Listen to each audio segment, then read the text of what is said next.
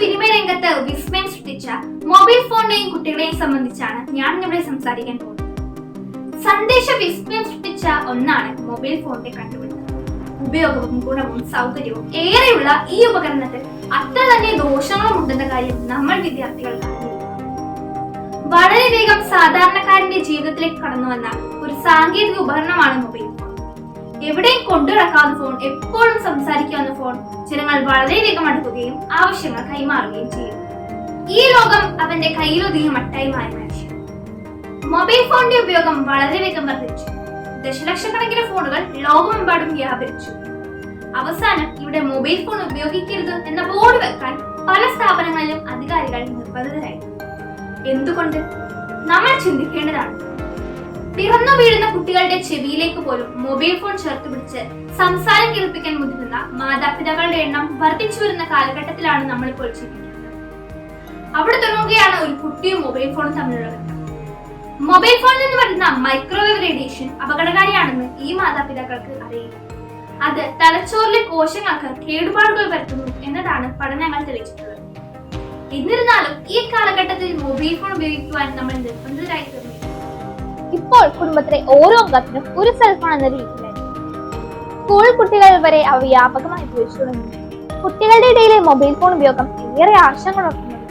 തുടർച്ചയായുള്ള mobile phone ഉപയോഗം മൂലം കുട്ടികൾക്ക് ഉറക്കമില്ലായ്മ, കാഴ്ചക്കുറവ്, തലവേദന, ശ്രദ്ധക്കുറവ്, വിഷാദരോഗം തുടങ്ങിയ രോഗങ്ങൾ വരാനുള്ള സാധ്യത വർദ്ധിപ്പിക്കുന്നതിനോടൊപ്പം മൊബൈൽ ഫോണിൽ നിന്ന് വരുന്ന റേഡിയേഷൻ തലച്ചോറിലെ കോശങ്ങൾക്ക് കേടുപാടുകൾ വരുത്തുമെന്നും ഓർമ്മശക്തി കുറയ്ക്കുമെന്നും പഠനങ്ങൾ പറയുന്നു.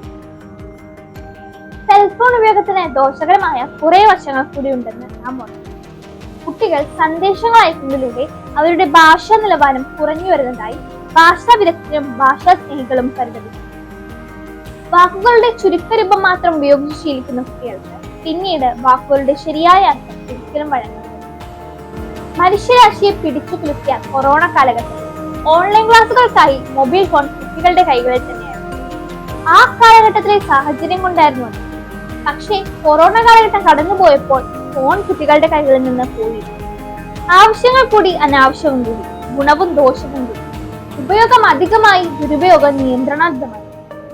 ഈ ഒരു പ്രതിസന്ധിയിൽ കുഴയുകയാണ് ആധുനിക ലോകം. ഒരു സന്തുലിതമായ പരിഹാരമാണ് ആവശ്യം.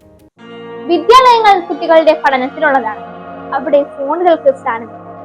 ക്ലാസ് സമയത്തുള്ള മൊബൈൽ ഫോൺ ഉപയോഗം പൂർണ്ണമായും നിരോധിക്കുക തന്നെ വേണം. ഇതര സമയങ്ങളിൽ കുട്ടികൾക്ക് ആവശ്യമെങ്കിൽ മാത്രം മൊബൈൽ ഫോൺ ഉപയോഗിക്കുവാൻ മാതാപിതാക്കൾക്ക് അനുവദിക്കുന്നതാണ്. ഒഴിവു സമയങ്ങൾ നല്ല രീതിയിൽ ഉപയോഗിക്കും. വായന, പഠനം, പൂന്തോട്ട പരിചരണം, സംഗീത പഠനം, ചിത്രം വരയ്ക്കൽ, അങ്ങനെ പല രീതിയിൽ ചെലവഴിക്കും. ചെറിയ നല്ല ശീലങ്ങൾ ജീവിതത്തിൽ വലിയ മാറ്റങ്ങൾ. ഒന്നോർക്കുക, ഏതൊരു നല്ല വസ്തുവും ദുരുപയോഗത്തിലൂടെ ദോഷകരമായി മാറും. നമുക്ക് നല്ല വഴിയിലൂടെ നടക്കാം, നന്നായി വളരാം, നാളത്തെ ലോകത്തിന്റെ വഴികാട്ടികളാവാം. നന്ദി.